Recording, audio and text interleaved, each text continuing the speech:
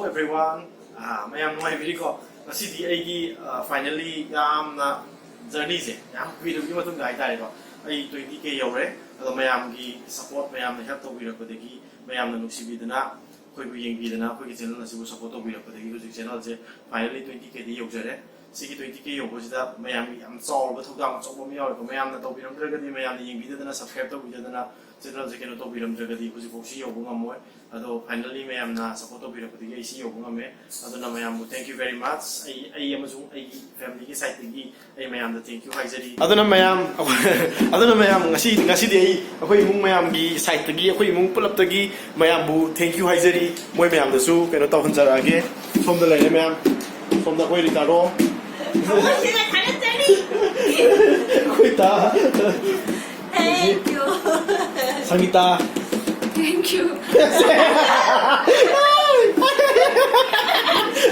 Sangita am there. Sangita am there.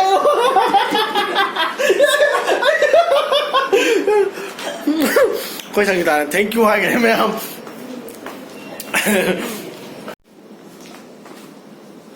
Ado ma'am na hanaina aigi swaina 20k yoga sida kai to sige na hangna sida food challenge ki keno to sida food challenge am to sida na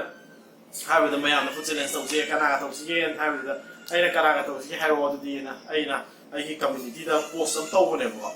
to da ma'am na Serem brother gi ma'am yaure ko Serem brother na yam yaure ni message thara ko comment to ko Serem brother ga to wo na ma'am happy bo ado Serem brother ga agi maitai mukbang na aduga mabani gi keno hape ba dai tawjara channel so mayam gi keno to bodo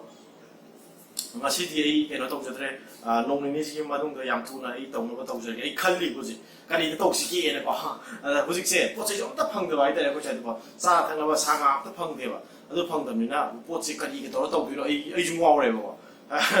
ai jung wa re ba ko adu na ai je hujik keno to ri ba hai di kani gi to ba si gi na mayam na kena to ko ai amtang di to sa gena ba ado ai he yana ba nung ni si manung dai so ina yana ba to sa ke ai keno do su Serem brother ko su wari hana jare ko adigi akoi gi maitai mukbang do ai my phone number di leite ichan gi ai na mo na message ku di tha gi ne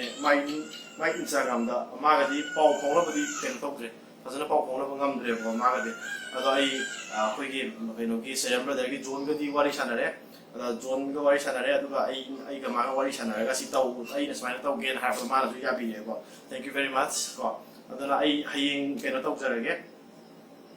video je nammage aduga haying lang sila ai athu matam da nam jarage aduga ai mayam da video se kudon tam saraki mayam na asi bokta ai gi hoji koki YouTube ki journey sida ai gi video thaga pa nuai ta ba adu to ai di pangam da nam video ne hai tare ko ai adu maina sigi particular na adu da nam ba ai kesu kena to ai di yum khoi yum mun ga lai ba akhoi gi family ai gi cha ai gi nupi khoi gi to bose ai sigi sum nam ja bane ai kesu yam special oi ba ai keno nam da nam ai ne hek maiti ron da ai na video nam ba hai tare ko ai hana maiti ron da namam de ai di asing ai thong ma thak yam pam ja de channel se ho gi ne ai na ado thong bosing sum ai na mayam da uning na ko khoi keno se adu mai tar ho gi ne adu na ham de maiti ron ngam de maiti ron da nga ko ho ro de gi ai je ma pan to nam ba pak nam de gi na da matam da ai na channel sa ko matam da ai sa atum ba se ma su pok tu gi ai khoi gi khoi ta se ko khoi ta ha ga si matang da ai ona comment to bi ko yawe ai nupi da ai da ko is gi no da hai ba na te ko ai ko da ta ko ni ta ti ta do mai me ming ji ibita ko ba ibita ko da ai ni ibita do ibi do samja la ga ai na ta hai na ko ni da sum lu si da na ko do